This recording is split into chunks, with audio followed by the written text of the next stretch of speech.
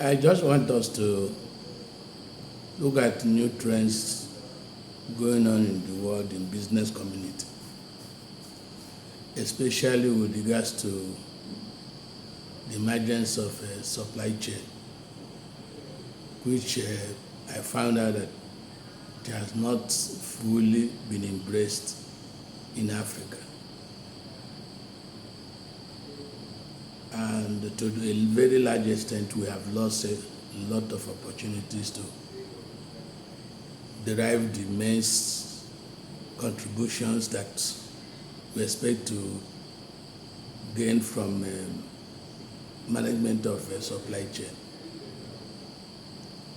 In our schools and in our business communities, we are still doing things done by Professor Taylor and Smith of those days. I feel that time and things have changed, and our communities and business organizations, they have lost a lot.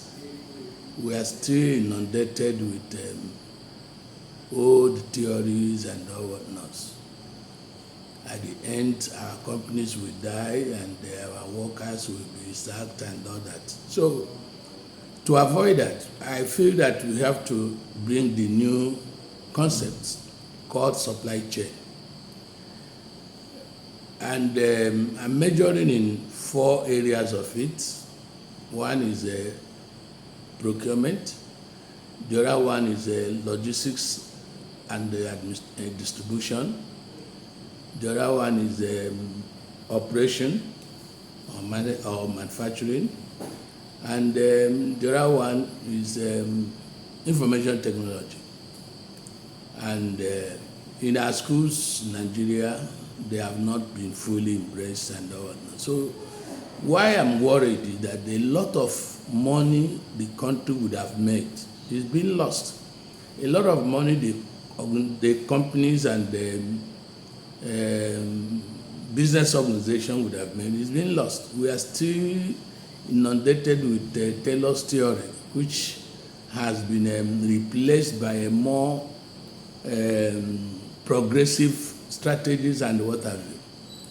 So I want to talk about these 4 areas, especially procurement and its strategies. In the past, procurement was serving operation through management of materials and other resources. Created bean cards, created ledgers, kept records of materials.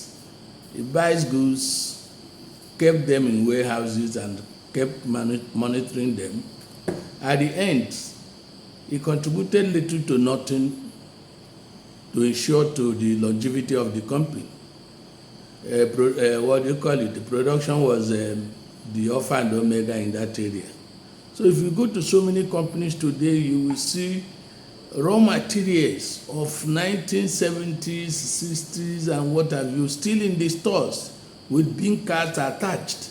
Who gains? Nobody. It's the supplier that gains and all that. And the balance sheet will be so big and robust, but the shareholders are going home poor because no money was made. And the new system has not been introduced to the extent that the country and the companies in it are not making money. We are just following what I call old system that is not contributing much for the survival and sustenance of organizations. So we want to talk really about them for a very long time and see how it can penetrate into our system, and the companies would now make use of it. Because procurement is now strategic. It's no more a servant to production or manufacturing, where it was keeping bean cards and all whatnot. That is gone. The other one is also the issue of, what do you call it? Logistics. Logistics of the old was just transport. it didn't do much. It was all carrying goods from one place to the other and whatnot. So a big contributory requirement expected from it is not being achieved. And the country and companies are worst off because those who are managing logistics are not trained and they are just used to the old order of transport, of bin cards, of ledger cards, and making sure that the goods are at the right place at the right time and all that. Yes, that is a sermon, but it is not bringing food. When I mean food, money to the shareholders. And to a very large extent, the country and the company, they are worse off because there is nothing that is gained from it. It's not being administered strategically. And that we are going to talk very much about it. And the other one is manufacturing. The country is engulfed in manufacturing activities. The question is, must you make money by manufacturing? Is there no other way money can be made other than through manufacturing? We are going to look deeply into it. Things have really, really changed because the introduction of supply chain seems to have revolutionized so many things in business communities that the money shareholders we are bringing to run a company, in most cases, may not be necessary because there is money already in the system to be made and help to sustain the company. So we want to look at these things and look at them in depth so that at the end of the day, there will be money for everybody, including the shareholders, to smile to bank. The country, Nigeria, is also losing a lot of trillions of naira because supply chain is not being introduced. And we feel by the time we open the doors on supply chain, business communities will now see to a large extent how much money we have lost by not practicing supply chain. And that is the whole essence of this project, so that we will all now know where money can be made for everybody to smile to bank. It's no more the usage of the old theories of Adam Smith and the Taylor and the Henry. They have done wonderful jobs, but time and things have changed, and customer remains the king. We are not making good use of the customer. We are following templates or theories that have given way.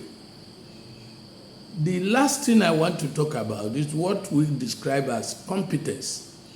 In my days, if you look at the organogram of companies, it's like 4-story building. Everybody reports to one person. The ladder is so long and tall that the monies of shareholders will be spent in paying salaries. When you sit down to analyze, this ladder of workers, are they all bringing money to the company? Is the shareholders benefiting? To a very large extent, you will see that it may be 3 or 4 persons in the organization that are making money for the company. So the problem of the old is no more existing in the economy. People are now highly skilled, educated, with 2, 3, 4 degrees. The country is not making use of them, and we are still prisoners to the old theory. And shareholders' money are spent paying huge salaries to people their output cannot be sold in the market. So who is losing? It's the economy, it's also the shareholders, it's also the workers. And this cannot be allowed to continue. So there must be need to really help to sensitize the economy and the people and ensure that whatever money you have spent in running a company should bring a return. that will be sustainable and enjoying to the shareholders. These are issues we are going to discuss. I just want us to have a view of the new templates, supply chain. So as we call it supply chain, really we are interested in supply. Like I used to say to my students, supply begat everything in the company. Everything. It is supply. Be it human, be it material, be it money, be it whatever, it's supply. The question is there any value from that supply? If there is no value coming from the supply, the economy and the shareholders are at a loss. So we are going to be strategically analytical to ensure that no supply that will not bring money into the economy will be allowed. So we are going to challenge, or we are going to correct some of the old theories that have overlived their utilities and institute new theories. Like as I said, nothing will start in a company without supply. So everything inside the company starts from supply. The job of supply chain director is to confirm that value was brought in. If not, we cannot allow the alternative to be lost. And the alternative is, how can we get what we want? But we cannot get what we want that will not bring value to the company. It is value that sustains the organization. It is value that will elongate the organization. So if we keep quiet and fail to challenge supply, the company will be ruined, because costs will, if care is not taken, overpower income that will extend to the debt of the organization. So we have a big job at hand. We are going to analyze this, and we are going to educate ourselves to make sure that we get value for money. That is the essence of this introductory stage of this lecture, so that we will be able to know that we have to be in the new template, change our thinking, focus on making money, and not focus in ensuring that the books balanced. That has been an old order.